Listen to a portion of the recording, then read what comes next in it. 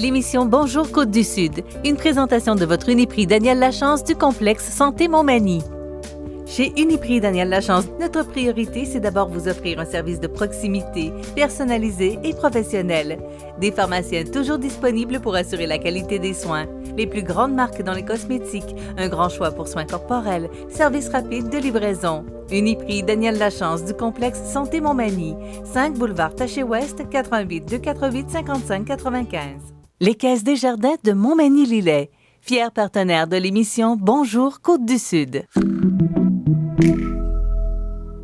Les Caisses Desjardins de Montmagny-Lillet, fiers partenaires de l'émission Bonjour Côte-du-Sud. Tous ensemble, nous contribuons à faire rayonner des milliers de jeunes. Desjardins, toujours là pour faire briller la jeunesse.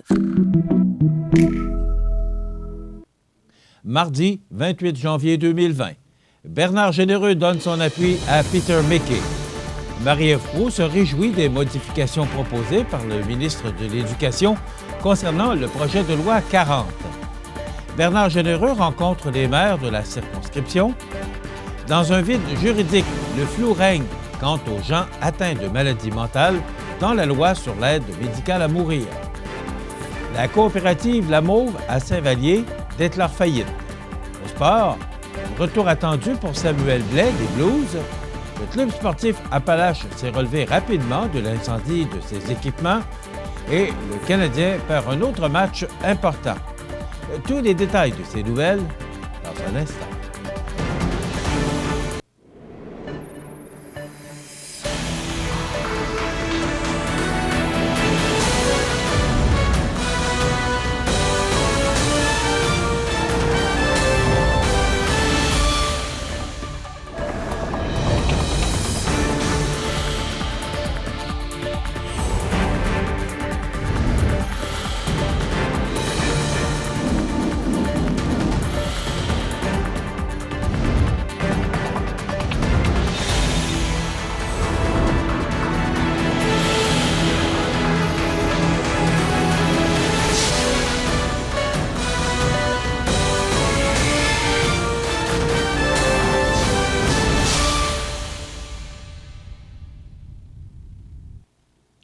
Bonjour, mesdames et messieurs.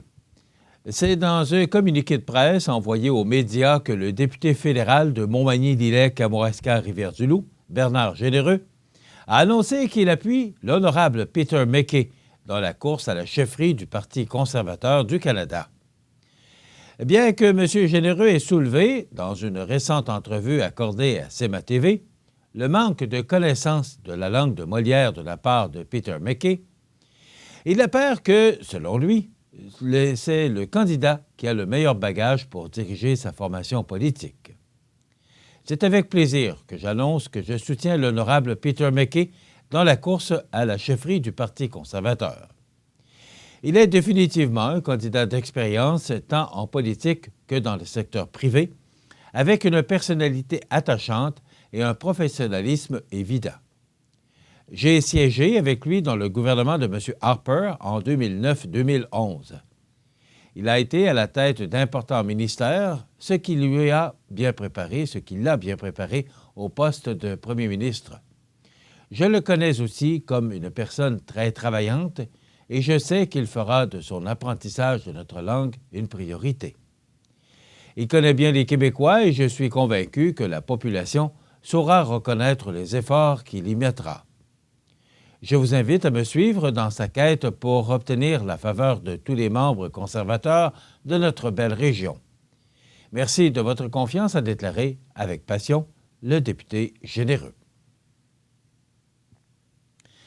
La députée de Côte-du-Sud, qui est également ministre déléguée au développement économique régional et ministre responsable des régions de Chaudière-Appalaches, du Bas-Saint-Laurent et de Gaspésie-Île-de-la-Madeleine, Marie-Ève Proulx, se réjouit du dépôt par le ministre de l'Éducation et de l'Enseignement supérieur, Jean-François Roberge, de certains amendements importants au projet de loi numéro 40, puisque ces derniers moderniseront la gouvernance scolaire, permettant, s'ils sont adoptés, de renforcer les liens entre les centres de services et les municipalités, tout en garantissant une représentativité équitable de l'ensemble de celles-ci au sein de chaque centre de service. En effet, un premier amendement déposé en commission parlementaire prévoit la création de 5 districts sur le territoire de chaque centre de services francophone. Ces districts, représentés par un administrateur par an, permettront d'assurer une représentation plus équitable de toutes les municipalités au sein de centres de services, en empêchant, par exemple, que les administrateurs d'un centre de service ne proviennent tous d'une même ville-centre. Un deuxième amendement, ayant été déposé plus récemment, prévoit, quant à lui, la tenue des rencontres semi-annuelles obligatoires entre les directeurs généraux des centres de services et ceux des instances municipales, ainsi que des municipalités régionales de comté.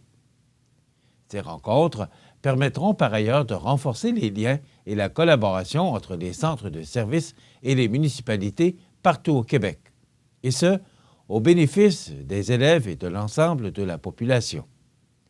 Ces modifications proposées au projet de loi 40 reflètent, selon la ministre, la volonté gouvernementale de faire en sorte que la nouvelle gouvernance scolaire soit, plus que jamais, ancrée dans sa communauté. Je me réjouis des amendements déposés par mon collègue ministre de l'Éducation et de l'Enseignement supérieur. Je ne peux que saluer l'ouverture du ministre envers la bonification de son projet de loi pour garantir une meilleure représentativité des petits milieux au sein de la nouvelle gouvernance scolaire et pour renforcer les liens entre celle-ci et les municipalités, a déclaré la députée ministre. Quant au ministre de l'Éducation et de l'Enseignement supérieur, Jean-François Roberge, il estime que le gouvernement a pris en note les demandes des intervenants. En commission parlementaire, des intervenants nous ont fait part de leur souhait de voir les relations entre les instances municipales et scolaires renforcées. Nous les avons écoutés. L'amendement proposé, s'il est adopté, renforcerait la collaboration et il en découlerait, j'en suis convaincu, de nombreux projets communs, que ce soit des ententes pour le partage d'arénas, d'équipements sportifs, de terrains ou encore une meilleure coordination lors de la construction de nouvelles infrastructures scolaires. Au bout du compte, ce sont les élèves et l'ensemble de la population qui en bénéficieront. Rappelons que le projet de loi 40 vise à doter le Québec d'une gouvernance scolaire dite moderne, moins bureaucratique et plus près des besoins des élèves, tout en leur offrant davantage de services. Le projet de loi prévoit également la fin des élections scolaires et la transformation des commissions scolaires en autant de centres de services.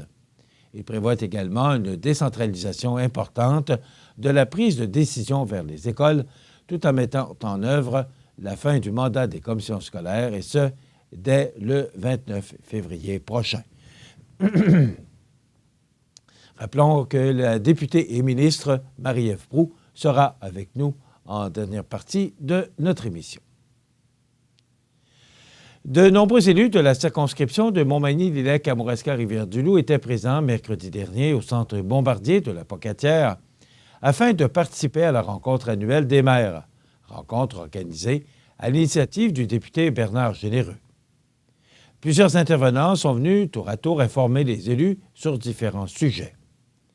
C'est une occasion pour moi d'échanger avec les maires et de leur faire découvrir des initiatives ou de les mettre en contact avec des acteurs pouvant les aider dans certains de leurs projets.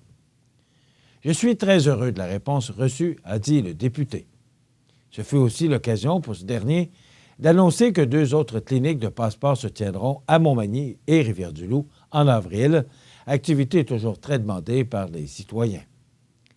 Les maires ont ainsi pu assister à une présentation sur l'industrie forestière du Québec par l'honorable Denis Lebel, président et directeur général du Conseil de l'industrie forestière du Québec, et de son économiste Michel Vincent, en plus de rencontrer Luc Berthold, député de Mégantic-l'Érable, ministre du cabinet fantôme de l'infrastructure et des collectivités. Ma visite d'aujourd'hui marque le début de ma tournée de consultation concernant les programmes d'infrastructure du gouvernement du Canada. Je suis heureux d'avoir pu connaître les préoccupations des élus de Montmagny, Lillet, Kamouraska, Rivière-du-Loup, a déclaré M. Berthold. Et ces dernières concernaient notamment la téléphonie cellulaire et la prise en compte des régions dans les programmes d'infrastructure du gouvernement du Canada. En seconde moitié de rencontre, les invités ont pu assister à des représentations sur les Jeux du Québec Rivière-du-Loup 2021 par la directrice générale Karine Malenfant et à une présentation de la démarche d'économie circulaire menée par la CADC ou la SADC du Kamouraska, expliquée d'ailleurs par Émilie Dupont, coordonnatrice. Des explications du programme de volontariat de l'organisme Chantier Jeunesse ont aussi eu lieu.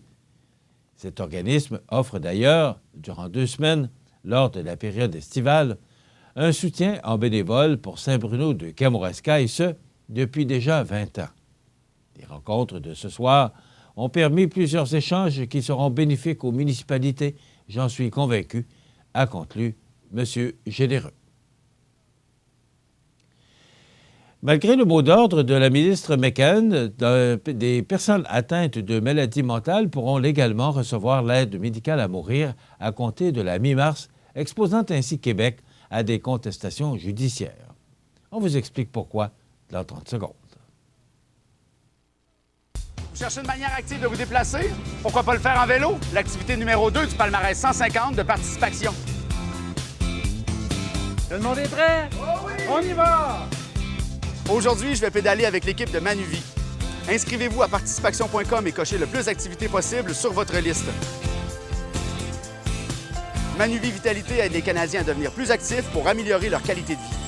Manuvie, fier partenaire principal du palmarès 150 de participation.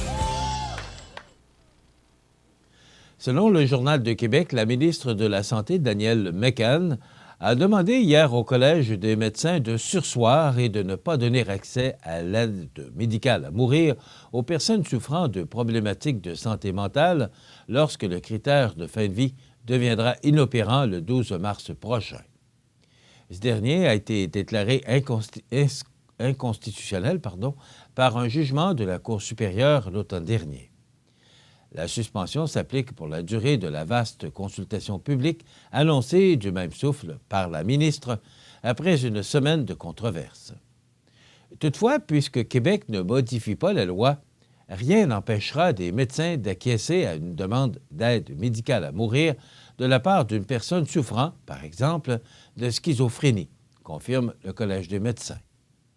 Je vous dirais, il y a peu de médecins, de toute façon, qui voudraient offrir l'aide médicale à mourir à des personnes qui souffrent de troubles mentaux avant qu'il y ait un consensus social, estime toutefois son secrétaire, le Dr Yves Robert.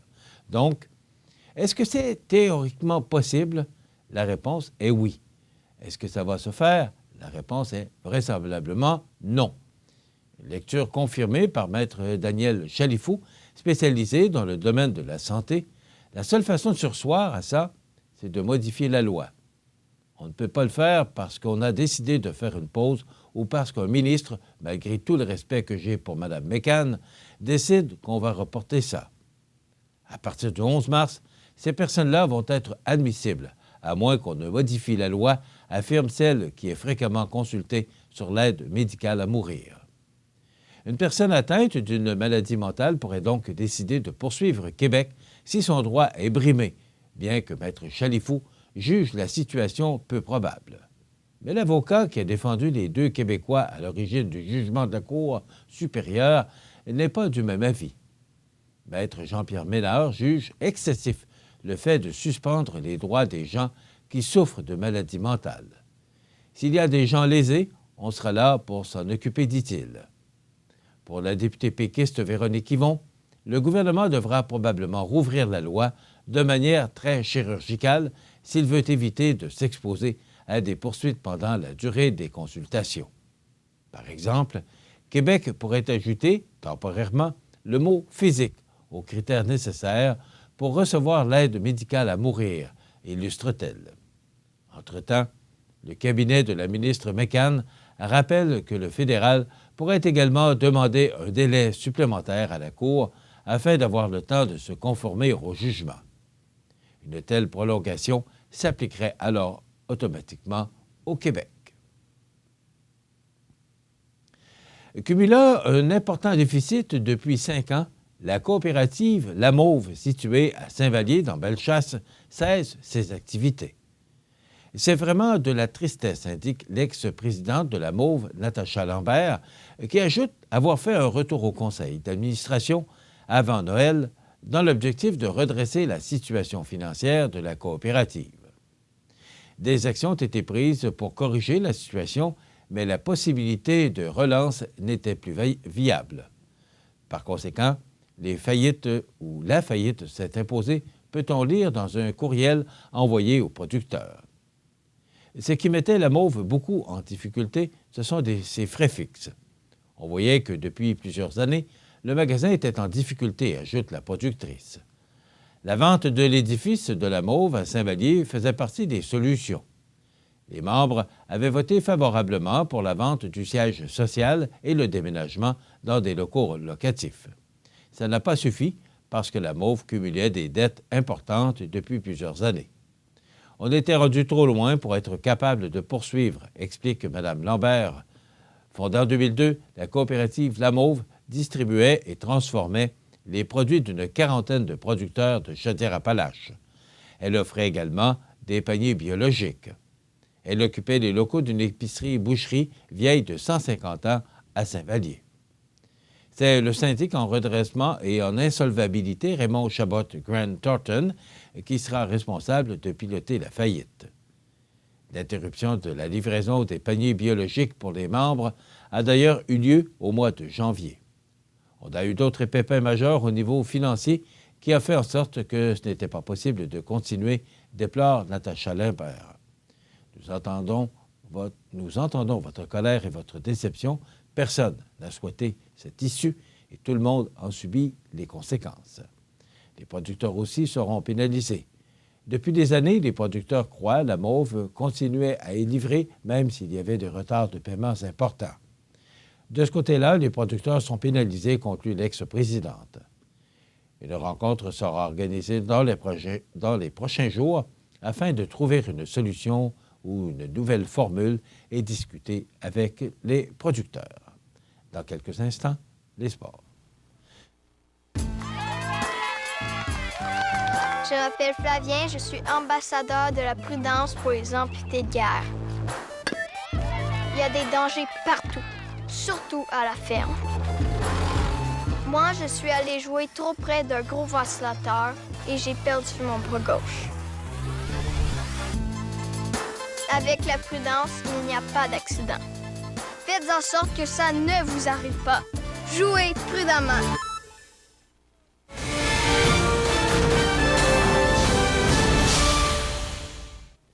Côté sport, absent depuis le 19 novembre en raison d'une fracture à un poignet, Samuel Blais pourrait effectuer son retour au jeu sous peu avec les Blues de Saint-Louis. Le Québécois avait subi cette blessure lors d'un match contre le Lightning de Tampa Bay et il avait dû subir une opération. Je dirais qu'il patine bien et il semble prêt à reprendre l'action, a indiqué le directeur général des Blues, Doug Armstrong, en entrevue avec le quotidien St. Louis Post-Dispatch dimanche. En espérant qu'il soit de retour après la pause, s'il n'est pas de retour pour le premier match, il le sera sûrement lors de notre voyage. La formation du Missouri entame une séquence de 4 matchs à l'extérieur lundi, alors qu'ils affrontaient les Canucks de Vancouver. Ils continueront leur voyage canadien en Alberta et au Manitoba pour y affronter les Flames de Calgary, les Oilers d'Edmonton puis les Jets de Winnipeg, respectivement mardi, vendredi et samedi. En 20 matchs cette année, l'athlète de 23 ans a récolté 8 points tout en maintenant un différentiel de +2. Pour faire une place à Blais, les Blues ont soumis le nom du vétéran Troy Brewer au ballotage. L'homme de 34 ans avait signé une entente d'une saison qui devait lui rapporter 750 000 $ en novembre dernier. Il n'aura finalement disputé que 10 matchs et marqué un but lors de la saison 2019-2020.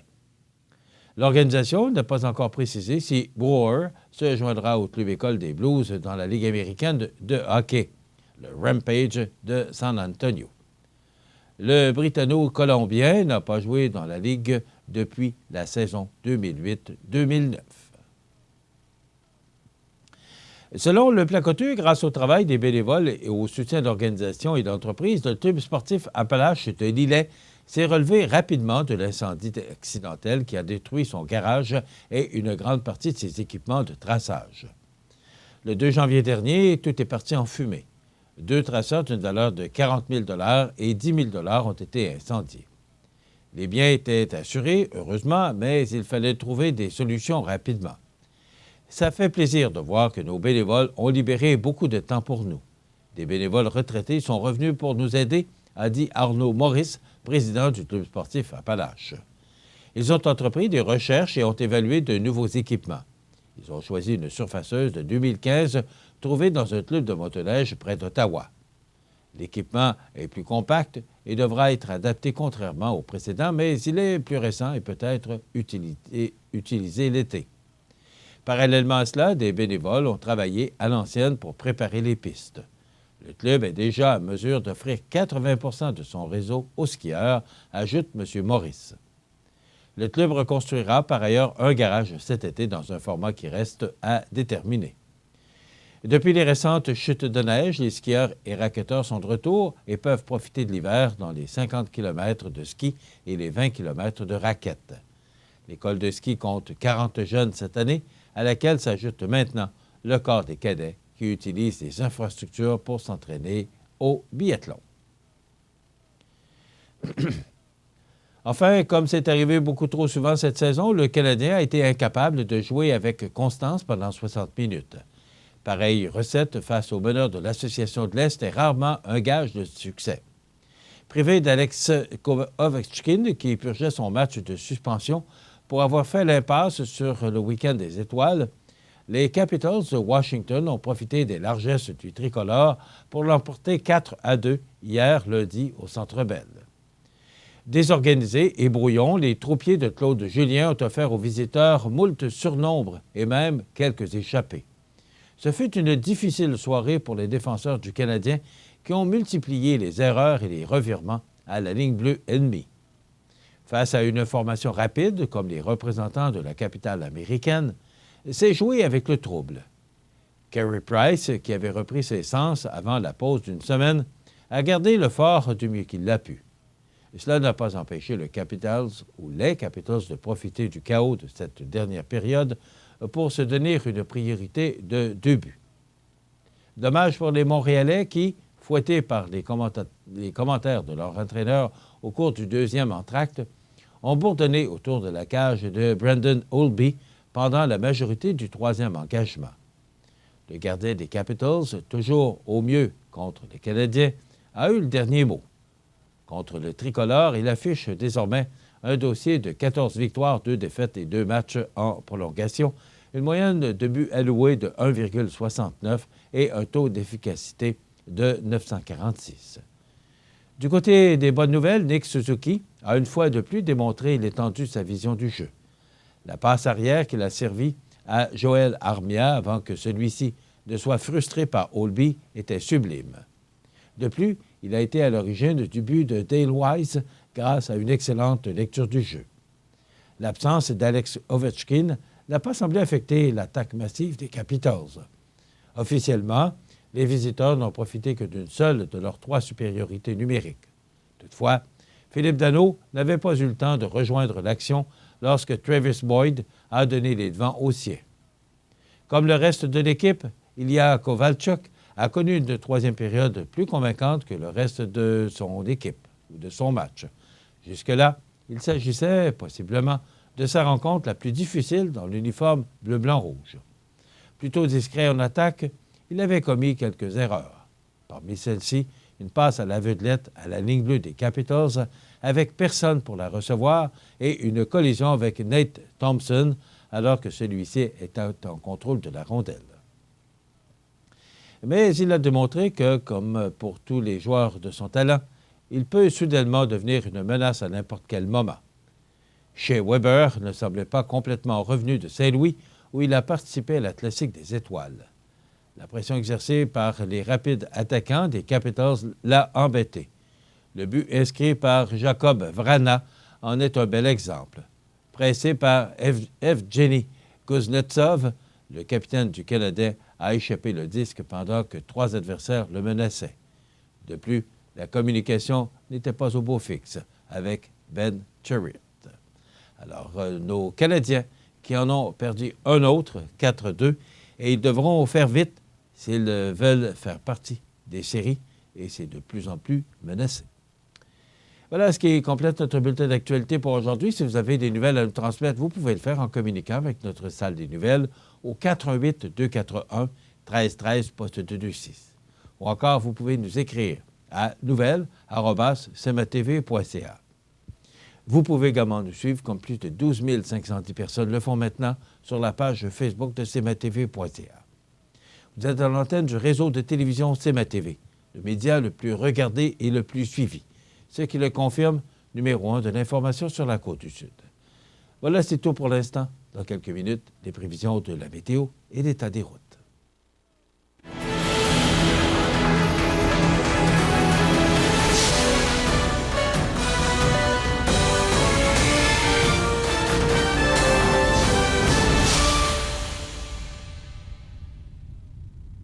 Les Caisses des Jardins de Montmagny-Lillet, fier partenaire de l'émission Bonjour Côte-du-Sud.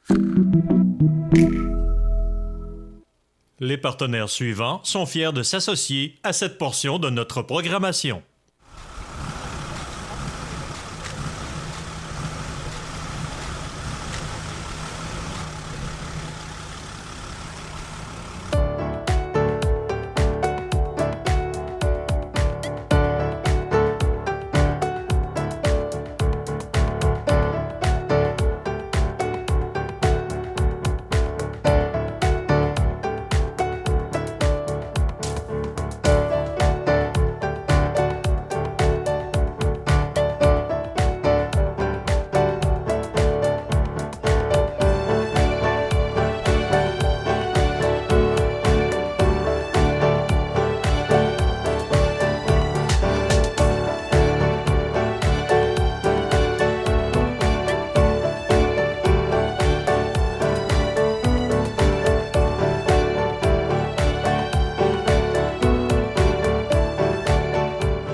Les prévisions de la météo. Une présentation de Promutuelle Assurance Montmagny-Lillet. Toujours à l'écoute de vos besoins.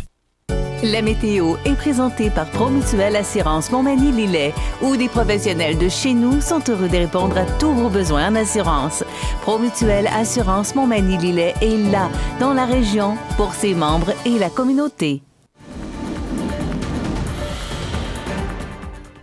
Alors, si on résume ce début de semaine, le lundi, un petit peu de neige. On avait parlé de neige intermittente, c'est ce qu'on a reçu.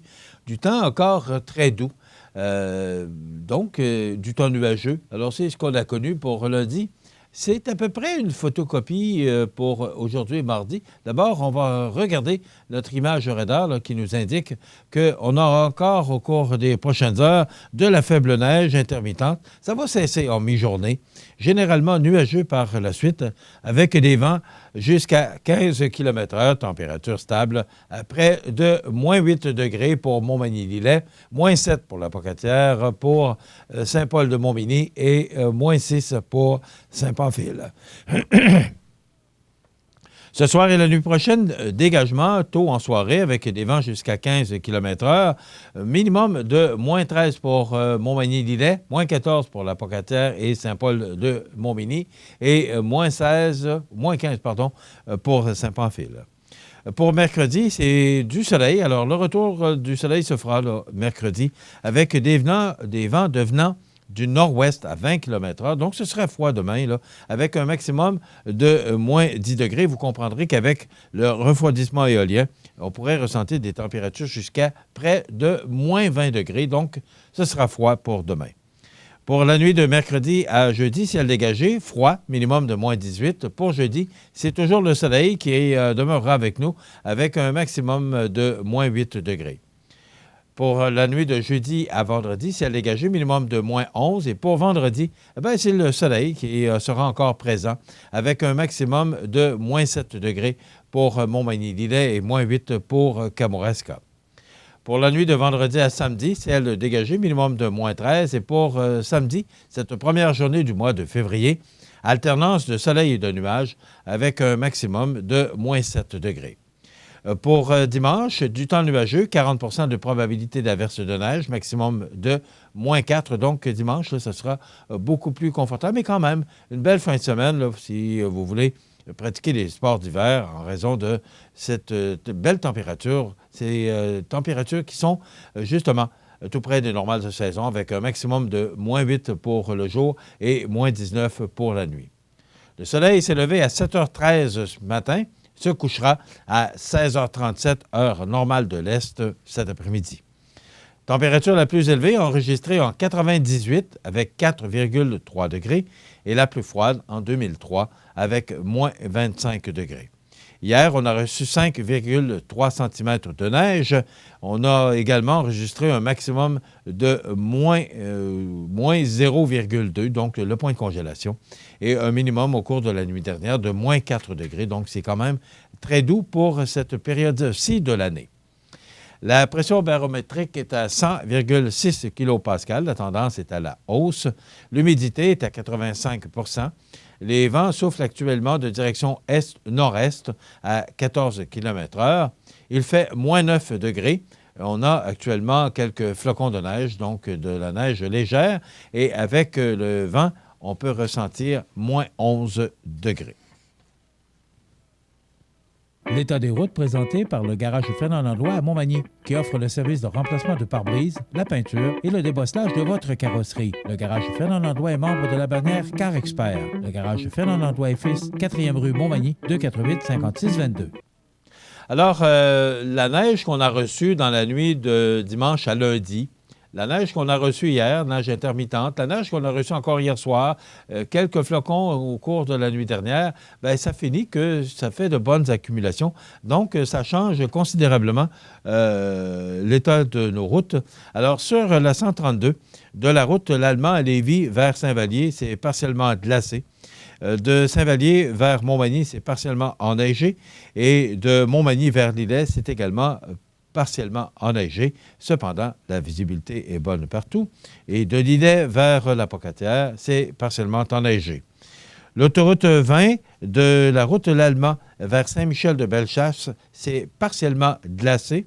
De Saint-Michel-de-Bellechasse vers Montmagny, c'est dégagé et mouillé. Il en est de même pour l'autoroute 20 de Montmagny vers la Pocatière, c'est dégagé et mouillé. Cependant, la visibilité est bonne partout. La route 279 de Backlund à Saint-Lazare, c'est partiellement enneigé. Et de Saint-Lazare vers Beaumont, c'est dégagé et mouillé. La route 281 de Saint-Philémon vers Saint-Raphaël, c'est dégagé et mouillé. Et de Saint-Raphaël vers Saint-Michel-de-Bellechasse, c'est également dégagé et mouillé. La route 283 de Saint-Just-de-Bretonnière vers Saint-Paul-de-Montmagny, c'est enneigé. Et de Saint-Paul vers Montmagny, c'est partiellement enneigé. Et enfin, la 204 de Saint-Camille vers Sainte-Lucie-de-Beauregard, la chaussée est enneigée. De Sainte-Lucie vers Sainte-Perpétue, c'est partiellement enneigé. Et de Sainte-Perpétue vers Saint-Jean-Port-Joli, c'est dégagé et mouillé. Donc, si vous devez utiliser le réseau routier aujourd'hui, il faudra être prudent parce que, comme vous le voyez sur notre tableau, la majeure partie des routes sont ou enneigées ou partiellement glacées. Donc, la prudence est de rigueur. Desjardins et ses membres sont toujours là pour faire briller la jeunesse. Les jeunes ont des rêves, des ambitions, des projets. Et les Caisses Desjardins de Montmagny-Lillet sont fiers de les soutenir et de les faire rayonner. Desjardins, toujours là pour faire briller la jeunesse. Vous regardez le réseau de télévision C'est ma TV. Les anniversaires IGA vous sont présentés par votre magasin Coop IGA Extra de Montmagny, qui vous rappelle que bien manger, ça commence dans votre magasin Coop IGA Extra de Montmagny. Venez vivre la différence à votre magasin Coop IGA Extra de Montmagny. C'est déjà aujourd'hui le 28 du mois de janvier 2020, donc le mois de janvier là, qui, lentement mais sûrement, s'effrite. Alors, c'est la dernière semaine du mois de janvier. Samedi, on entreprendra déjà le mois de l'amour, le mois de février, le mois de la Saint-Valentin. Alors, aujourd'hui, on n'a que 2 anniversaires à vous souligner. 28 janvier, c'est l'anniversaire aujourd'hui à Mme Pauline Bossé, qui a 84 ans, et Jacques Robin, qui a 77 ans. c'est de la part de la famille Bossé et c'est de la part également du Guette. Donc, bon anniversaire. On vous souhaite santé et bonheur à vous deux. Donc, Pauline Bossé et Jacques Robin qui soulignent leur anniversaire en ce mardi du 28 janvier. Donc, vous voulez souhaiter bonne fête aux gens que vous aimez, vos parents, vos amis, tout simplement, vous nous téléphonez en tout temps, 24 heures par jour, 241-1313, poste 229. Je pense que le numéro de téléphone, vous commencez à le connaître sûrement. Si on regarde les anniversaires sur la scène provinciale et nationale, Nick Carter, membre des Backstreet Boys, il a 40 ans aujourd'hui. Et c'est la fête également à Elijah Wood, acteur américain. Entre autres, il a joué dans Le Seigneur des Anneaux. Il a 39 ans aujourd'hui. Normand Rochefort, qui a joué avec les Nordiques de 80 à 88, il a 59 ans. Nicolas Sarkozy, ça vous dit sûrement de quoi, c'est l'ex-président de la République française. Il a 65 ans aujourd'hui. Et c'est la fête aujourd'hui à Paul Anderson, le héros de la série du siècle en 72. Il a 77 ans. Les disparus d'un 28 janvier, Andrew Ebenton, 89 ans, décédé le 28 janvier 2019, ça fait un an aujourd'hui, 89 ans, ailier droit qui a joué 8 saisons dans la Ligue de hockey, la Ligue nationale, avec les Rangers de New York de 1955 à 1963. Paul Kantner, 73 ans, cofondateur du groupe Jefferson Airplane et Jefferson Starship. Il est décédé en 2016 à l'âge de 73 ans. Fernand Leduc, 97 ans, décédé en 2014, peintre québécois, un des signataires du manifeste Refus global en 1948. Jean-François Bergeron, décédé en 2005, 33 ans, nageur longue distance. Jacques Villeray, 53 ans, comédien français, décédé en 2005. En 2001 est décédé Pierre Roche, 83 ans, pianiste, chanteur et compositeur. Et enfin, en 1986, triste souvenir du décès des 7 astronautes de la navette spatiale Challenger. Et quand on voit ces images, ça nous fait glacer le sang. C'est de voir en direct ces images parce qu'on les a vues. Alors, c'est un triste souvenir qu'on se rappelle. Donc, ce décès en 86 des 7 astronautes de la navette spatiale Challenger. Voilà, ça complète les anniversaires. Dans quelques instants, on va jaser un peu là, de ce qui retient notre attention dans l'actualité. Après quoi, les offres d'emploi, des avis de décès. On reçoit Mme Marie-Ève Proulx, qui est notre députée. On va jaser de toutes sortes de sujets bien intéressants. Mais, entre autres, il sera question du centre multifonctionnel et du centre multisport. Donc, je vous invite à être des nôtres ou à rester des nôtres. Et nous aurons également la chronique La Pouponnière, alors qu'on a 2 poupons à vous présenter aujourd'hui. Voilà le menu de notre émission. Restez avec nous. Bonne émission.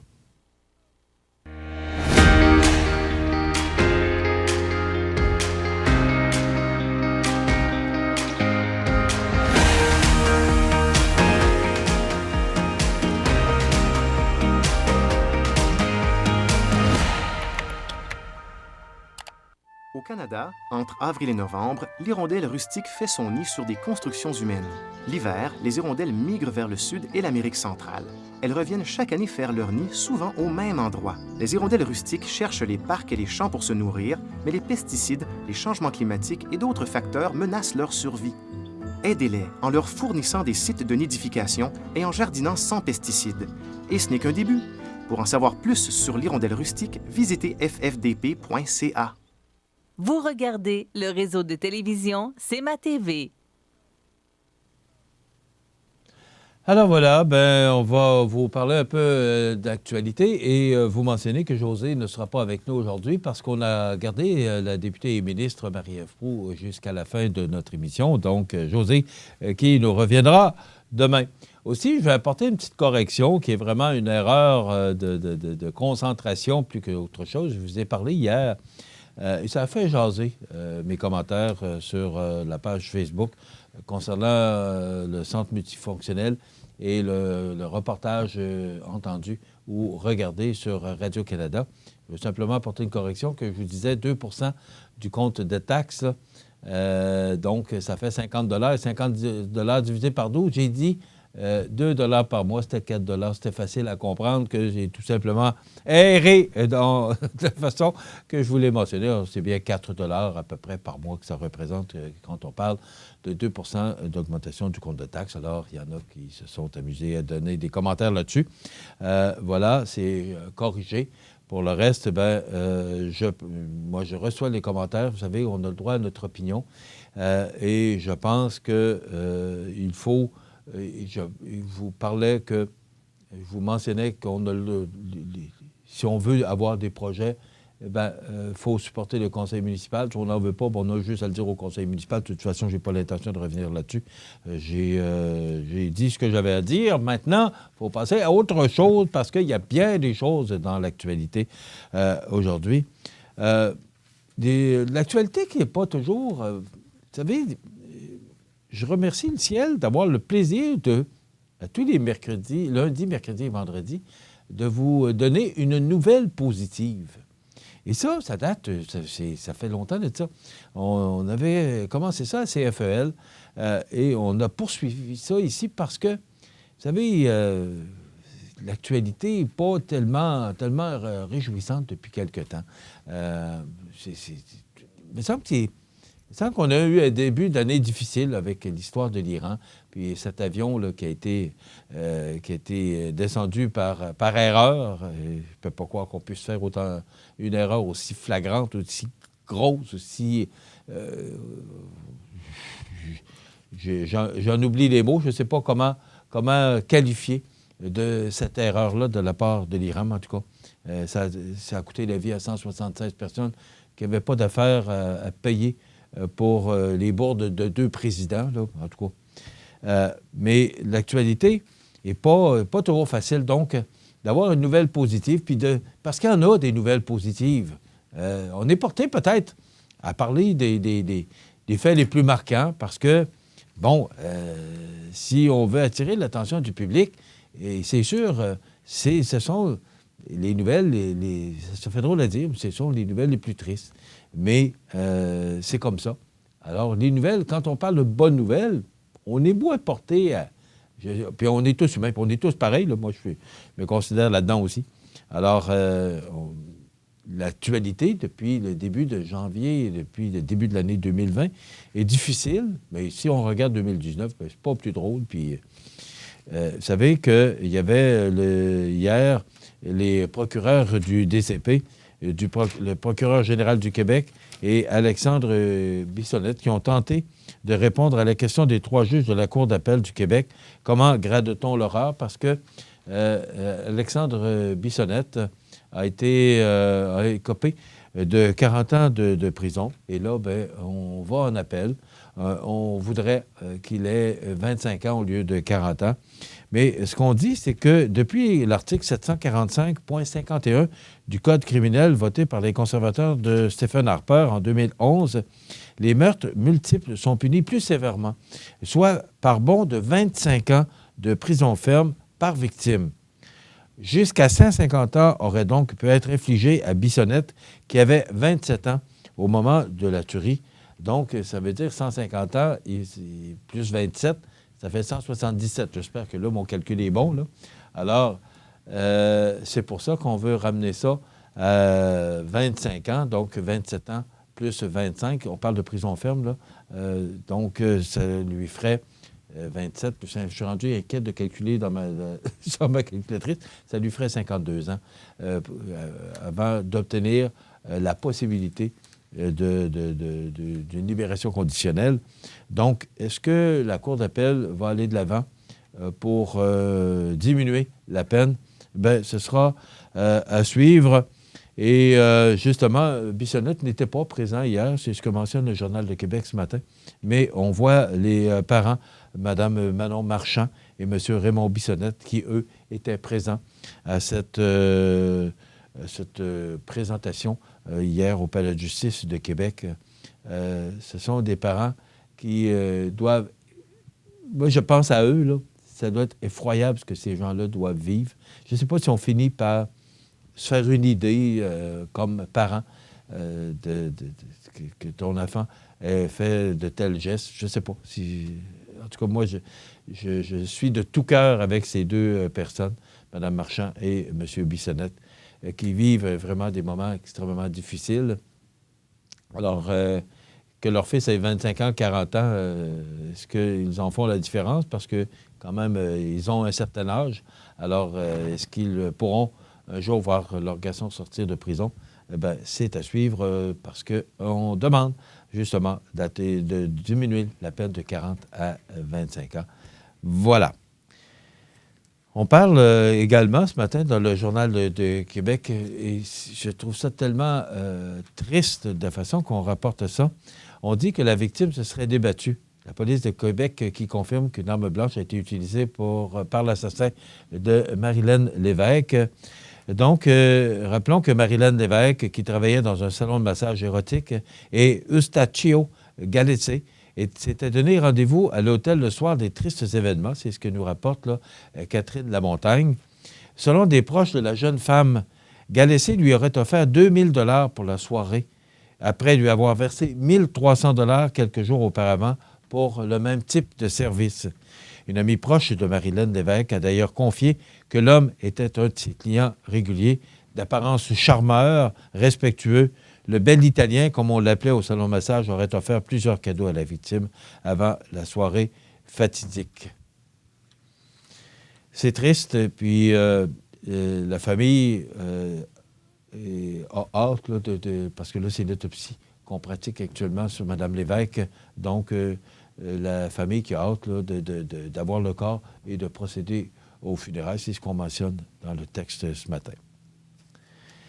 Le centre de tri de Saguenay menacé, ça, c'était dans l'édition de la semaine passée, de samedi, puis je voulais vous en parler parce que je me pose des questions à savoir qu'est-ce qui va arriver avec la récupération. Je ne sais pas si vous avez vu la semaine dernière, on a parlé des centres de tri qui sont à pleine capacité, là, puis on ne sait plus trop quoi faire avec. Puis...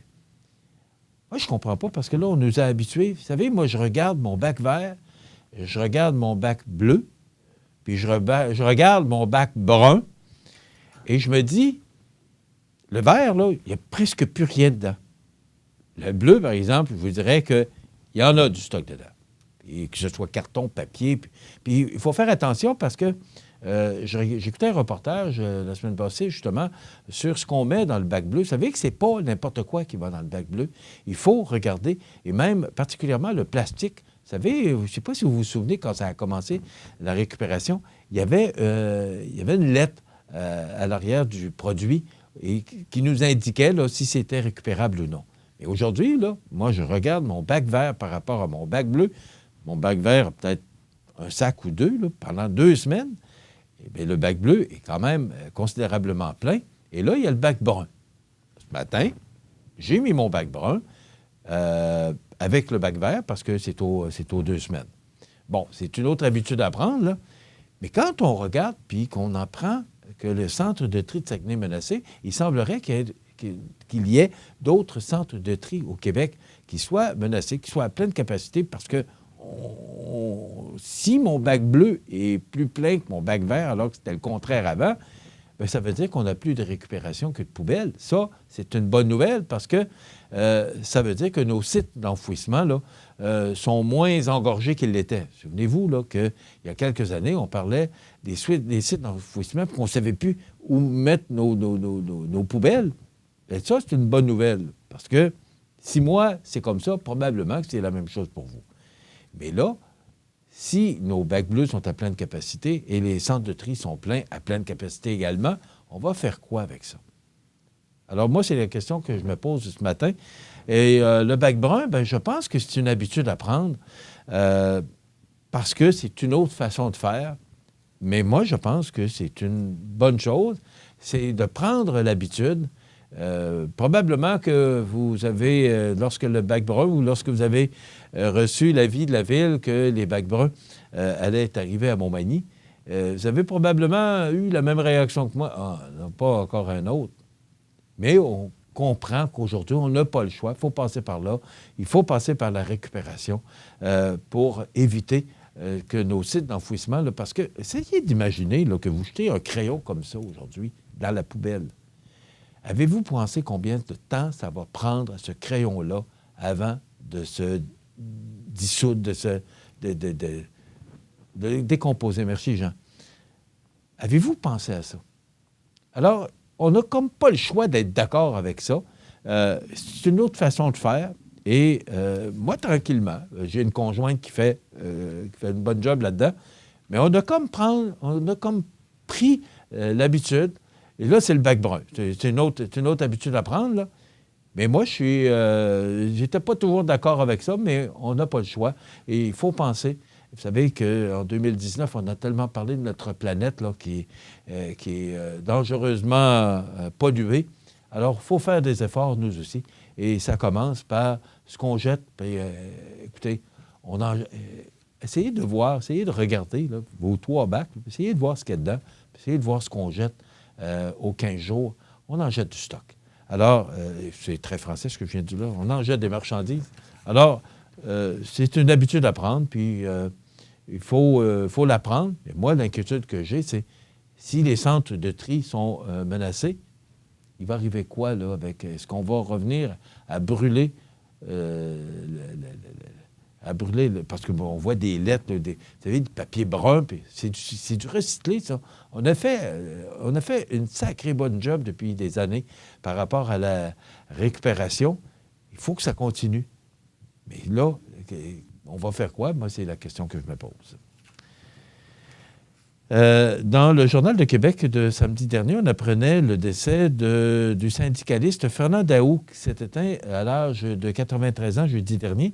Le syndicaliste Fernand Daou fut le grand champion du français sur les lieux de travail dont il a fait l'un des combats de sa vie, a rappelé son biographe au lendemain de son décès à l'âge de 93 ans. Donc, vous vous souvenez sûrement de cet homme, Fernand Daou, décédé jeudi dernier à l'âge de 93 ans. Il y a une course au leadership et le Parti conservateur, là, on a parlé un peu avec José. Je suis un peu déçu de voir là, que ce sont que des anglophones. Et dans le Journal de Québec ce matin, on parle de McKay. C'est Joseph Facal qui nous dit « McKay, le reflet de ce que devient le Canada. Les francophones ont perdu le goût de se battre et les conservateurs n'ont plus besoin du Québec. » Alors, c'est une histoire à suivre dans la course à la chefferie du Parti conservateur. On s'arrête. Situé au cœur de la Pocatière, Iris dispose d'une variété de lunettes soleil, lentilles cornéennes et vous offre les services d'examen de la vue et le suivi de chirurgie au laser. Iris La Pocatière, 615 4e Avenue Pinchot, 856 15 22. Iris La Pocatière, faites l'expérience d'une meilleure vision maintenant.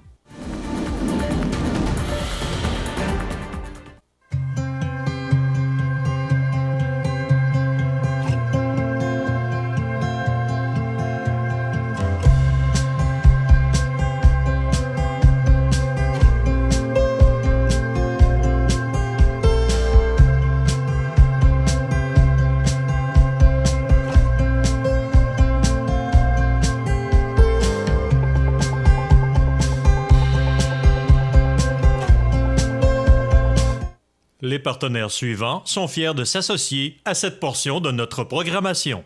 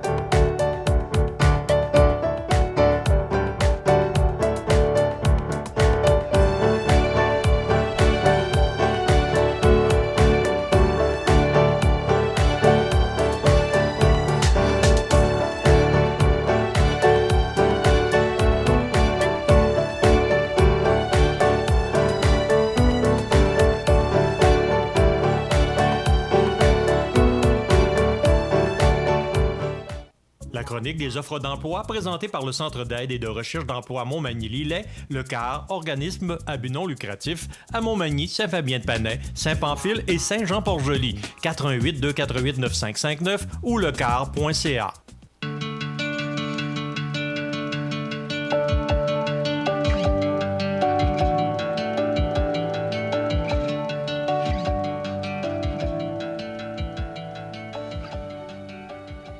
Alors, c'est maintenant le temps de vous présenter notre chronique des offres d'emploi de ce mardi, déjà le 28 janvier 2020. Donc, ProLam, situé à Cap-Saint-Ignace depuis 1997. ProLam, qui se trouve parmi les joueurs de haut niveau sur le marché nord-américain de plancher de remorque, est toujours à la recherche de journaliers, journalières, électromécaniciens, électromécaniciennes pour effectuer des tâches reliées au processus de transformation du bois. Les emplois à combler sont à temps plein permanent. La formation au poste de travail est donnée sur place par du personnel qualifié. Les conditions de travail offertes sont très compétitives et l'environnement est structuré et sécuritaire. Ça vous intéresse? Eh bien, vous nous faites parvenir votre curriculum vitae à rh@prolamfloor.com. RH pour ressources humaines, donc rh@prolamfloor.com. Ou encore, vous pouvez directement aller porter votre curriculum vitae à l'entreprise, voir les gens, les responsables des ressources humaines et aller porter vous-même votre curriculum vitae chez ProLam à Cap-Saint-Ignace. Je vous rappelle que cette offre ou ces offres d'emploi, cette chronique vous est présentée par le Centre d'aide et de recherche d'emploi Montmagny-Lillet. Et si vous allez sur le site du Centre d'aide en recherche d'emploi Montmagny-Lillet, le car.ca, vous allez voir qu'il y a de nombreuses offres d'emploi qui vous sont offertes, particulièrement des offres d'emploi dont il faut communiquer avec le service de placement du CAR pour avoir plus d'informations. Vous savez que le Centre d'aide en recherche d'emploi vous aide à la recherche d'emploi, orientation professionnelle, coaching de carrière, service de placement. Et justement, il y aura le 15 février prochain à l'école secondaire Louis-Jacques Cazot de Montmagny, le Salon de l'emploi Montmagny-Lillet.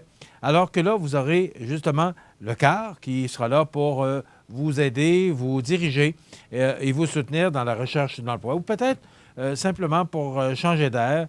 Il y a différentes raisons pourquoi on veut changer d'emploi. Donc, vous pouvez vous rendre au Salon de l'emploi le 15 février et voir toutes les possibilités qui vous sont offertes. D'abord, au niveau du support offert par le Centre d'aide en recherche d'emploi, mais il y aura également les institutions scolaires qui seront représentées, telles Cégep, école secondaire. Donc, ils seront là pour vous aider si vous avez besoin d'une formation supplémentaire. Et il y aura de nombreuses entreprises, des fleurons de notre région, qui seront là avec les responsables des ressources humaines pour vous parler de ces entreprises qui sont à la recherche d'emploi et aussi les différentes possibilités d'emploi qui vous seront offertes dans la région. Donc, c'est le 15 février prochain, c'est à Montmagny. Et pour plus d'informations, vous pouvez téléphoner au 418-248-95-59, le Centre d'aide et de recherche d'emploi Montmagny-Lillet qui vous présente la chronique des offres d'emploi à tous les mardis et jeudis à la même heure. La chronique des offres d'emploi présentée par le Centre d'aide et de recherche d'emploi Montmagny-Lillet, le CAR, organisme à but non lucratif, à Montmagny, Saint-Fabien-de-Panay, Saint-Pamphile et Saint-Jean-Port-Joli, 418-248-9559 ou lecar.ca. Vous regardez le réseau de télévision C'est ma TV. La résidence funéraire Boulanger vous propose une gamme complète de services personnalisés afin de répondre à tous vos besoins en matière de funérailles. Nous vous fournissons des installations et des services innovants qui répondent aux besoins en évolution des familles d'aujourd'hui. Nous prenons soin de tout afin que vous puissiez vous concentrer sur ce qui est le plus important, votre famille, vos amis et vous-même. Salon funéraire complètement rénové pour votre plus grand confort, grand stationnement, facilité d'accès. La résidence funéraire Boulanger, pour bien faire dans la dignité. Le réseau de télévision C'est ma TV vous présente les avis de décès. Au CHSLD de Cap-Saint-Ignace, le 19 janvier 2020, à 3 jours de ses 84 ans, est décédée Mme Jeanne Jeannot-Lévesque, épouse de M. Maurice Boulanger. Elle demeurait à Montmagny. La famille recevra les condoléances à la résidence funéraire Boulanger, 31 avenue La Fabrique, Montmagny, jeudi 30 janvier de 14h à 16h30 et de 19h à 21h30 et vendredi à compter de 9h. Les funérailles avec Eucharistie seront célébrées le vendredi 31 janvier à 11h en l'église Saint-Thomas de Montmagny. L'inhumation aura lieu ultérieurement au cimetière de Montmagny. La famille remercie le personnel du CHSLD de Cap-Saint-Ignace pour leur dévouement et les soins prodigués. Vos témoignages de sympathie peuvent se traduire par un don à la Fondation de l'Hôtel-Dieu de Montmagny ou à la Société canadienne du cancer. Des formulaires seront disponibles à la résidence funéraire. La direction des funérailles a été confiée à la résidence funéraire Boulanger, 31 avenue de la Fabrique, Montmagny. Aux familles éprouvées, la direction et le personnel du réseau de télévision CMA-TV offrent leurs plus sincères condoléances. Vous regardez le réseau de télévision CMA-TV. Ma prochaine invitée, vous l'avez sûrement reconnue, c'est notre députée. Moi, j'aime toujours dire, avant ministre, c'est d'abord notre députée, mais aussi ministre Marie-Ève Proulx. Bonjour. Bonjour. Vous allez bien? Très bien. Merci d'être avec nous aujourd'hui. C'est un grand plaisir, Michel. C'est partagé. Je suis content que vous soyez avec nous. D'abord, je vais vous souhaiter, parce que c'est la première rencontre qu'on a, la première entrevue depuis le début de 2020, je vais vous souhaiter une bonne année 2020, une bonne et heureuse année 2020. Bien, merci. Puis à toi aussi, puis à tous les auditeurs de CMA-TV, bonne année, de la santé, de l'énergie, du bonheur, tout ce que vous désirez, en fait. Qu'est-ce que je pourrais vous souhaiter? La santé, vous êtes toute jeune encore, là, mais qu'est-ce que je pourrais vous souhaiter? Qu'est-ce que vous désirez le plus en 2020? Je veux une bonne dose d'énergie, pour moi personnellement, mais je veux aussi pour ma région, pour notre région, des projets qui vont faire en sorte qu'on va attirer une nouvelle population. OK. Bien, justement, parlons-en. Quels sont vos projets pour 2020? Parce que vous avez probablement une liste d'épiceries d'ici la fin de l'année. C'est quoi vos objectifs pour 2020? Parce que vous avez sûrement, comme les gens qui sont en affaires, on fait toujours un plan d'affaires pour l'année qui vient. C'est quoi le vôtre? En fait, moi, il y a un projet qui me tient à cœur. Là, je ne vous cacherai rien aujourd'hui en vous disant que je suis très intéressée et interpellée par un projet de complexe sportif. Pour moi, ici, on a des équipements désuets. Puis, il serait important de pouvoir investir à ce niveau-là. Je ne sais pas si ce sera réalisable ou réaliste cette année ou dans les années à venir, mais je considère que c'est un projet majeur. En ce moment, les villes, les municipalités, les MRC d'à peu près partout au Québec investissent à ce niveau-là parce qu'on s'aperçoit que les gens, c'est ce qu'ils veulent avoir pour venir s'établir quelque part. Ça fait partie des critères de sélection d'un milieu de vie, d'avoir accès à des infrastructures sportives de qualité. Puis moi, c'est ce que j'ai pu observer en faisant ma tournée du Québec au cours de la dernière année. Les milieux qui se démarquent, là, c'est les milieux où il y a des activités sportives, culturelles, de loisirs, dynamiques et accessibles à tous, autant pour les enfants que pour les personnes âgées. C'est vraiment marquant. Puis récemment... Là, vous parlez pour la région de Montmagny particulièrement. Oui, Montmagny-Lillet. Au niveau de Kamouraska, là, précisément, eux sont beaucoup mieux pourvus en matière de centres sportifs. Centre Bombardier, entre autres. Ils ont la piscine au cégep. Il y a des infrastructures quand même de qualité accessibles. Je ne dis pas que c'est parfait, là. Hein? Sûrement qu'il va y avoir des demandes aussi dans le Kamouraska pour améliorer les infrastructures. Mais dans la région ici, on constate vraiment là, un niveau de désuétude là, majeur puis marqué. Puis moi-même, vous le savez, Michel, je suis sportive. Hein? Je pratique quand même plusieurs sports. Puis on peut constater qu'il y a vraiment à ce niveau-là là, un manque important dans la région. Je voulais vous donner une statistique importante. Le CIS de Chaudière-Appalaches, qui est un des plus grands employeurs de la région ici, dans les dernières années, a pu constater, le PDG me donnait ces informations-là, que 40 familles ont quitté la région pour s'en aller s'établir à Lévis ou Beaumont parce qu'ils voulaient avoir accès aux infrastructures de Lévis pour leur famille. 40 familles pour une région comme la nôtre, beaucoup, hein? C'est majeur. Puis les raisons... Alors qu'on travaille tant à les emmener ici, puis là, ils on voit des quittent gens partir, parce qu'ils n'ont c'est pas jamais accès bon. à des infrastructures sportives importantes. Puis moi, ça me préoccupe. Puis si j'étais une municipalité, je serais préoccupée aussi parce que c'est vraiment par là que ça passe. En ce moment, les revenus des municipalités, là, ça passe par les revenus de taxes, par les nouveaux résidents qui viennent s'établir. Puis c'est ça qui fait que la roue tourne. Il y a plusieurs cas, par exemple, je pense à Rivière-du-Loup, où la journée où ils ont mis en place leur complexe sportif. Ça n'a pas été facile, Mais quand ils l'ont fait, ils se sont aperçus que la vapeur a renversé. Puis aujourd'hui, à Rivière-du-Loup, là, il manque de place en garderie. Les 2 parents ne peuvent pas travailler tellement qu'il y a de nouvelles familles dans la région. Ça a eu un effet... Vous attribuez ça particulièrement au centre sportif? sportif? Oui, ça a vraiment, là, la vapeur a renversé là, du moment où ils ont mis en place des infrastructures sportives de qualité, puis les gens sont... Il y a eu comme un effet là, important. Évidemment, c'est pas unique, il faut le dire, là, c'est pas une seule variable, mais c'est une variable qu'on s'aperçoit importante. J'en parlais d'ailleurs avec le maire de Lévis la semaine dernière, puis lui, il mentionne clairement que si on offre aux familles des activités sociales, de loisirs et de sport, il y a une grande différence. Les populations vont être attirées de venir s'établir à Lévis. Puis on le voit à Lévis, je parle de Rivière-du-Loup, mais on peut juste voir ce qui se passe à Lévis. C'est le développement avec un grand D actuellement. Là, le maire est très fier de ce qui se passe. Il n'a pas peur d'investir dans sa ville parce qu'il a vu que ça rapportait.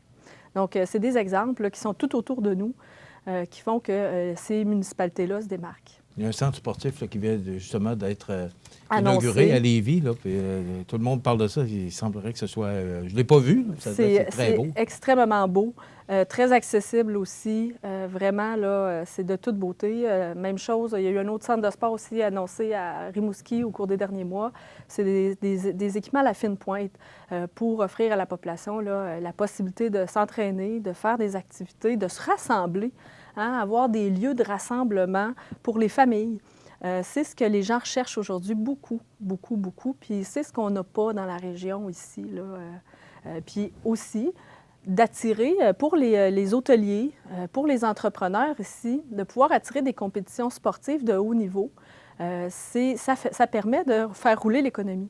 Mais en ce moment, avec les équipements et les infrastructures qu'on a, on n'a même pas d'estrade pour la piscine. Les compétitions de gymnastique, c'est plus difficile. Il y a beaucoup de monde pour l'espace qu'on a.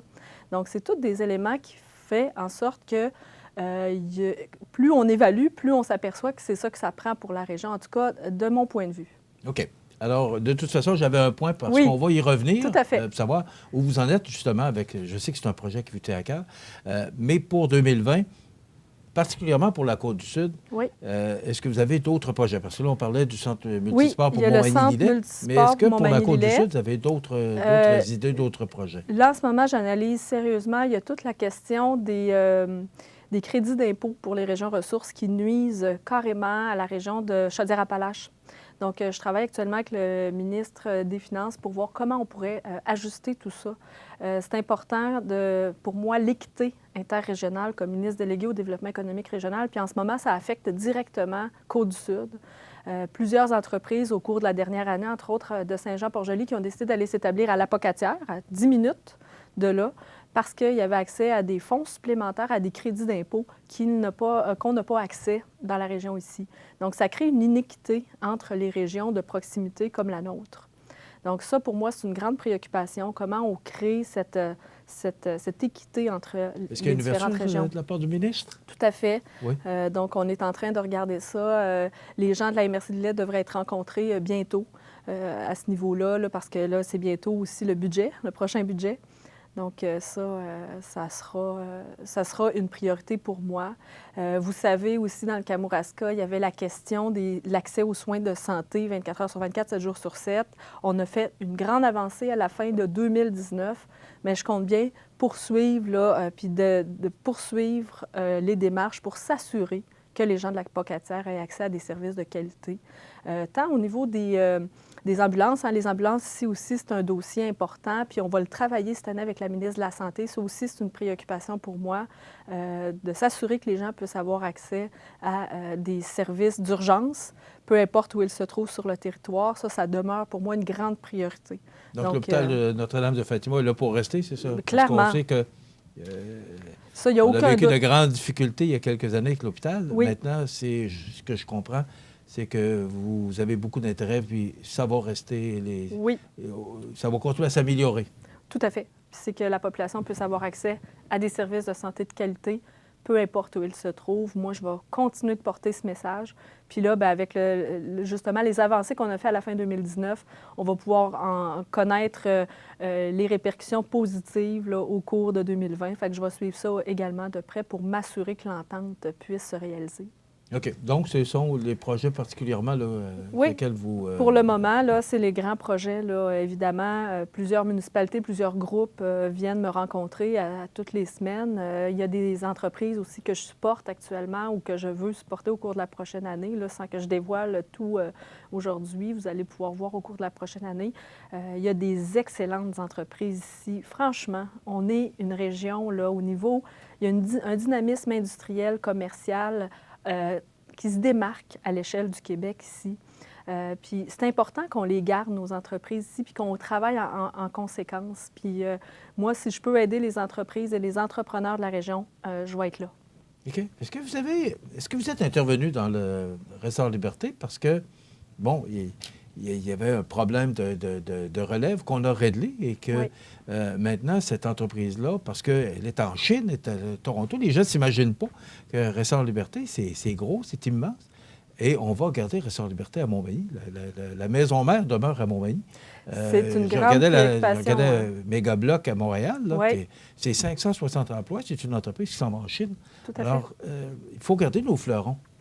Puis Ressort Liberté en est un. Puis moi, j'ai cette préoccupation comme ministre déléguée au développement économique régional que les sièges sociaux ne se gardent pas uniquement à Montréal, mais qu'on puisse les amener, comme ici à Montmagny avec Ressort Liberté. C'est une entreprise internationale dont le siège social est ici en région. Il y a d'autres dans le Bas-Saint-Laurent, dans la Nodière, dans Laurentide, en Outaouais, il y a des sièges sociaux. C'est important aussi qu'on les répartisse, hein, qu'on ne focus pas tous ces sièges sociaux uniquement à Montréal. Je pense que c'est ça aussi qui amène une visibilité, une vitrine aussi commerciale industrielle pour tout le Québec, de pouvoir investir et promouvoir ces sièges sociaux-là. Puis moi, j'ai une grande fierté, puis on a intérêt à avoir cette grande fierté-là de nos entreprises ici, magny-montoises, sud-côtoises, avec Rousseau Métal, avec des entreprises aussi du Kamouraska qui se démarquent à plusieurs égards. Mais Marie-Ève, on a un problème avec la main-d'œuvre. Est-ce qu'il y a des programmes, justement, pour garder ces entreprises-là chez nous? Ils doivent combler leurs problèmes ou leur pénurie de main-d'œuvre. Est-ce que vous avez des programmes spécifiques? On est en train, puis dans les prochaines semaines, le premier ministre a convoqué une rencontre particulière sur cet enjeu. On travaille déjà, mon collègue à l'emploi, Jean Boulay, travaille avec acharnement depuis sa nomination comme ministre à trouver des pistes de solutions. Puis de notre côté, au niveau de l'économie, on veut vraiment soutenir les entreprises à automatiser leurs opérations pour diminuer les besoins de main-d'œuvre. Ça, c'est une des solutions.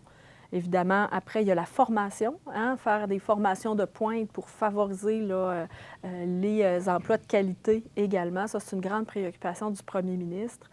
Puis ensuite, bien évidemment, moi, ce qui m'interpelle, c'est que l'immigration vienne en région également pour favoriser là, dans le fond, les entreprises qui sont en région aussi pour répondre à cette pénurie de main-d'œuvre. Mais moi, si j'avais une chose sur laquelle miser, c'est vraiment l'automatisation, la robotisation, l'utilisation de l'intelligence artificielle. Et là, votre soutien aux entreprises aussi. Exact. C'est là vraiment notre approche. Puis au Québec, on est en retard. Il y a des pays là, comme l'Allemagne qui ont à peu près 10 ans d'avance. Donc, eux ne subiront pas, là, même s'ils ont une population vieillissante, ne subiront pas trop cette pénurie de main-d'œuvre parce qu'ils ont automatisé tout ce qui s'automatisait. Ils ont inventé des machines, sont très d'avant-garde. Donc, nous, on a des croûtes à manger à ce niveau-là, je dirais. Puis, à des régions comme Bas-Saint-Laurent ou Gaspésie, par exemple, on voit que ce sont des régions qui sont en retard sur l'automatisation. Dans Chaudière-Appalaches, là, il y a eu vraiment un coup de barre de données dans les dernières années, mais il en reste encore à faire. Je pense à l'imprimerie Marquis, ici à Montmagny, qui a vraiment choisi la voie de l'automatisation. Puis aujourd'hui, offre des emplois de meilleure qualité, a formé ses employés en conséquence.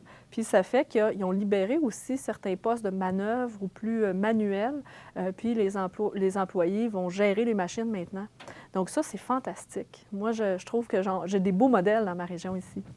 C'est vrai, c'est des beaux modèles à mentionner. On va s'arrêter pour une courte pause. On va vous laisser prendre votre respire un peu. Puis on revient, on va parler entre autres du centre multifonctionnel. Je veux connaître l'opinion de Mme Proulx sur ce projet-là. On revient dans quelques instants. Les Caisses Desjardins de Montmagny-Lillet, fiers partenaires de l'émission Bonjour Côte-du-Sud. Tous ensemble, nous contribuons à faire rayonner des milliers de jeunes. Desjardins, toujours là pour faire briller la jeunesse. L'activité physique stimule le système digestif. Donc, vous pouvez digérer mieux. Tout va tellement mieux quand on bouge. Vous regardez le réseau de télévision C'est ma TV.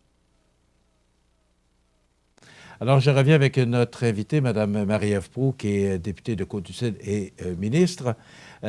Marie-Ève, on a entendu parler beaucoup dans nos médias locaux et régionaux et récemment à Radio-Canada Québec de cette levée de bouclier par rapport à ce projet du conseil municipal de la ville de Montmagny, ce centre multifonctionnel.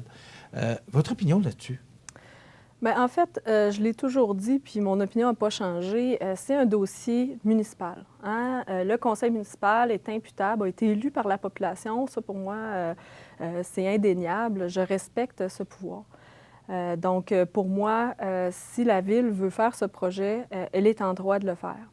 Évidemment, moi, j'ai une grande préoccupation, même quand j'étais mairesse, d'écouter la population. D'entendre ce qu'ils ont à dire. Puis même, moi, je ne vois pas de problème à ajuster un projet en fonction des besoins puis de ce qui se passe réellement dans le milieu. Donc là, quand on voit un lever de bouclier, comme vous l'avez mentionné, il y a peut-être intérêt. Puis là, j'ai vu aussi que la Ville avait reculé un peu sur son projet pour mieux entendre la population. Donc pour moi, c'est une excellente nouvelle. Je pense qu'il faut voir ce qu'il y a dans cette levée de bouclier. Habituellement, c'est rare que les gens se mobilisent et se revendiquent comme ça un projet. Donc, je pense qu'il y a quelque chose à écouter. J'ai vu que ce n'était pas non plus 3 personnes qui faisaient ça, mais bien un nombre important. Mais on a vécu la même situation pour la bibliothèque aussi. Tout à fait, mais je pense qu'il faut écouter. Moi, je vois l'intérêt, puis comme mairesse, même avant que les gens revendiquent quoi que ce soit, je demandais l'avis des citoyens. C'était des projets ou des engagements que j'avais faits. Puis il y a des tendances internationales en cette matière sur l'intérêt de consulter et d'impliquer les citoyens en amont des projets pour s'assurer qu'ils puissent aussi utiliser. Moi, j'ai vu, par exemple, des terrains de tennis ou des infrastructures de toutes sortes construites à grands frais, mais pas utilisées parce que finalement, les gens ne le voulaient pas vraiment. Donc, ça aussi, c'est important. Là. On n'a plus les moyens, l'assiette fiscale, l'assiette financière, tant des municipalités que des organismes, n'est pas finie.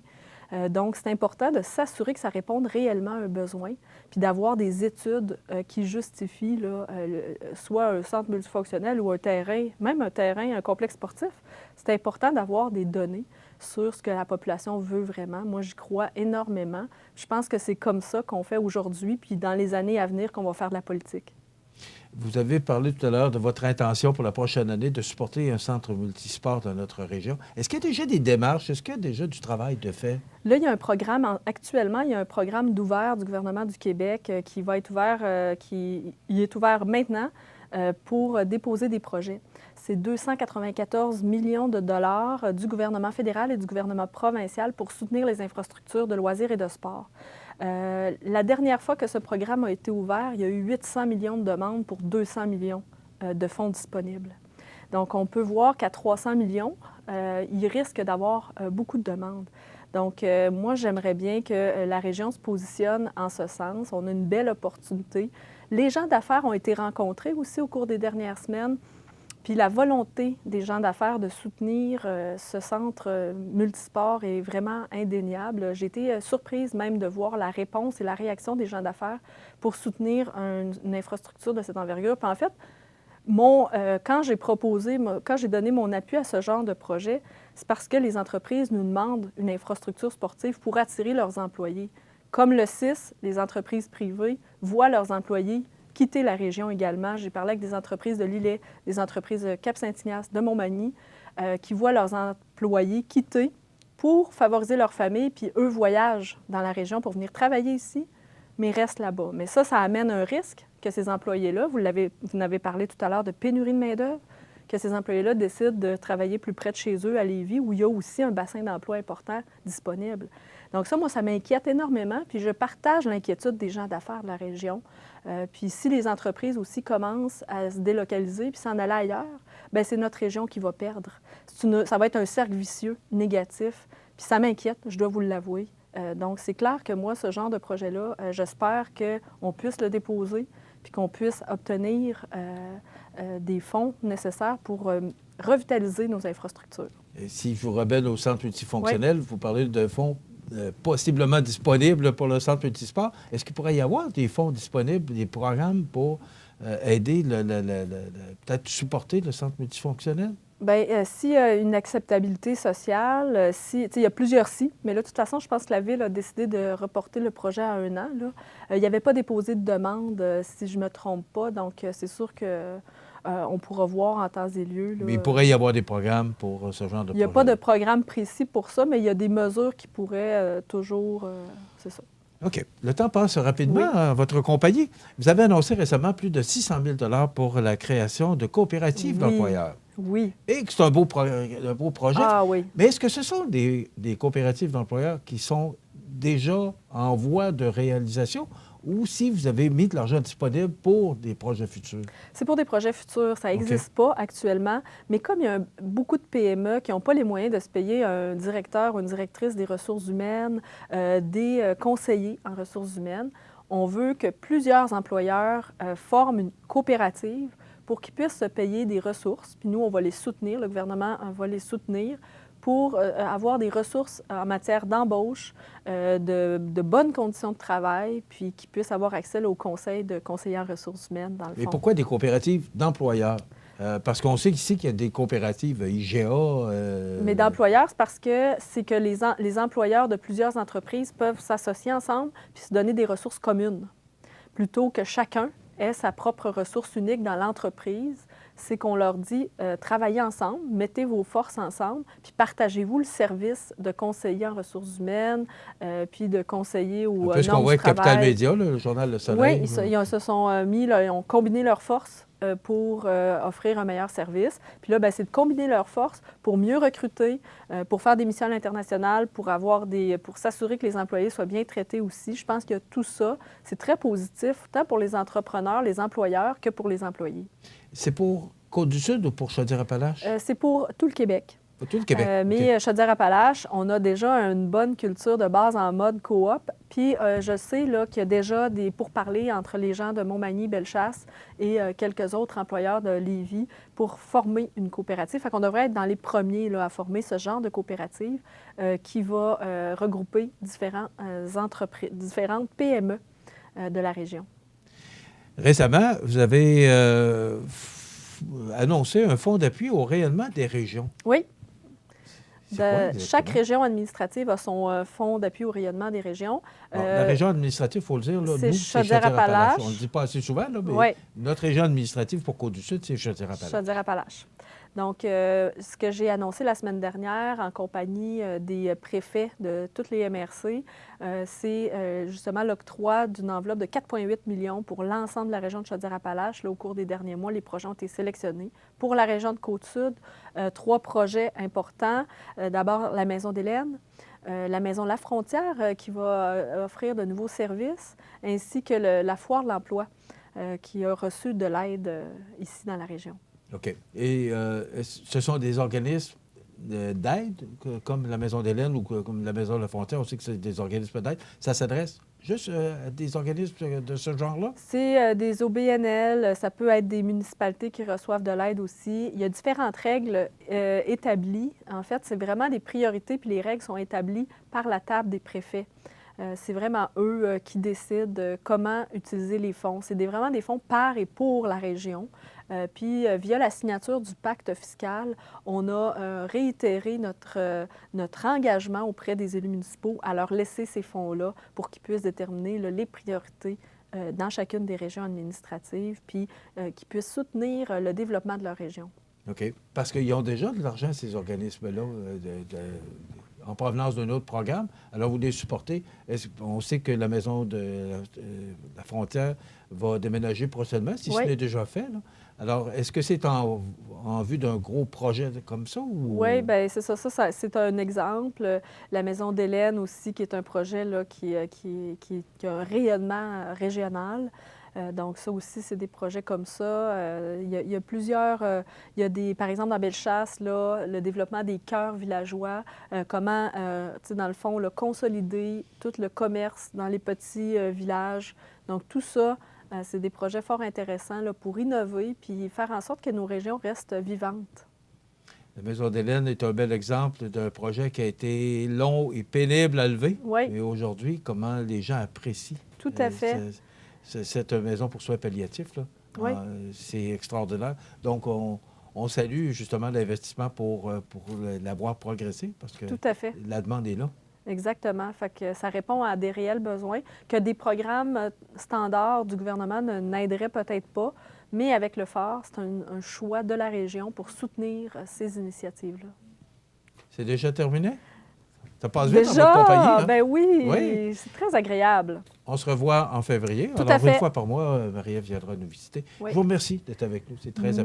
Merci, Michel. C'est un plaisir de vous parler à tous les mois.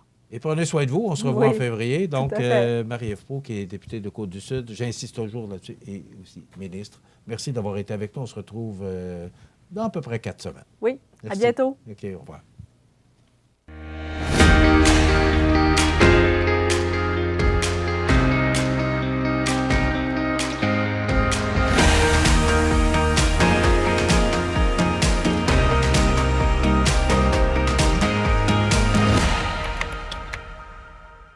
Le réseau de télévision CMA-TV est fier de vous présenter La Pouponnière, en collaboration avec votre Jean Coutu de Montmagny, où l'on trouve de tout, même un ami.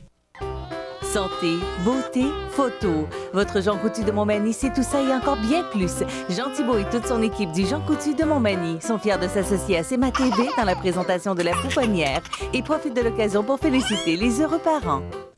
Alors, on a 2 petits poupons à vous présenter aujourd'hui. D'abord, Noam Quirion, né le 21 janvier 2020. Les parents, Mélissa Labrec et Sébastien Quirion. Malheureusement, on n'a pas de photo, mais quand même, c'est tellement important pour nous de souligner l'arrivée de Noam. Ils sont de Montmagny. Donc, Noam Quirion, les parents, Mélissa Labrec, Sébastien Quirion, que nous félicitons grandement. Noam qui est arrivé le 21 janvier 2020. Ce sont des gens de Montmagny. Comme deuxième petit poupon, on vous présente Flavie Boulay, née le 24 janvier 2020, donc vendredi dernier. Les parents, Cynthia Trudel-Bello et Pierre-André Boulay. Ils sont de Berthier-sur-Mer, donc Flavie, qui est née le 24 janvier 2020 de Berthier. Cynthia Trudel-Bello, Pierre-André Boulay sont les heureux parents. Bravo et félicitations. Donc, ces heureux parents qui pourront peut-être mériter la semaine prochaine, le tirage a lieu à tous les mardis pour un certificat cadeau de 25 $ offert par Jean Coutu. Justement, parlant de ce certificat cadeau, eh bien, les parents et le petit poupon qui sont les gagnants de la semaine dernière, eh bien, c'est Anne Marois et Bernard Tanguay. Ils sont de Lillet pour la naissance de Sarah. Sarah qui est arrivée le 17 janvier 2020. Donc, les heureux parents Anne Marois, Bernard Tanguay de Lillet, bien, vous méritez ce certificat cadeau de 25 $ offert par votre Jean Coutu de Montmagny. Donc, c'est comme ça à toutes les semaines. Donc, les naissances qu'on vous donne le mardi et le jeudi. Et à tous les mardis matins, nous procédons à un tirage de certificat cadeau de 25 $ offert par Jean Coutu parmi tous les parents ou les bébés, les naissances de la semaine précédente. Je prends quelques minutes pour remercier à chaque fois parce qu'ils le méritent bien, les employés, parce qu'ils et elles. Il faut donner les deux parce qu'il y a peut-être des employés masculins qui travaillent à la pouponnière. Bien, pourquoi pas? Alors, merci à vous tous qui collaborez étroitement au succès de cette chronique présentée à tous les mardis et jeudis à la même heure, la chronique pouponnière. Donc, merci aux employés de l'hôpital, particulièrement, bien sûr, le département de la pouponnière, et merci à Jean Coutu. Voilà, ça complète. Prochaine chronique, jeudi. Votre magasin Coop de Montmagny vous offre un immense choix de fruits et légumes, des mets cuisinés sur place, une poissonnerie et des bouchers à votre service, un étal de charcuterie et de fromage. C'est aussi des produits régionaux. Venez et vous verrez, votre IGA Extra, c'est plus qu'une simple épicerie.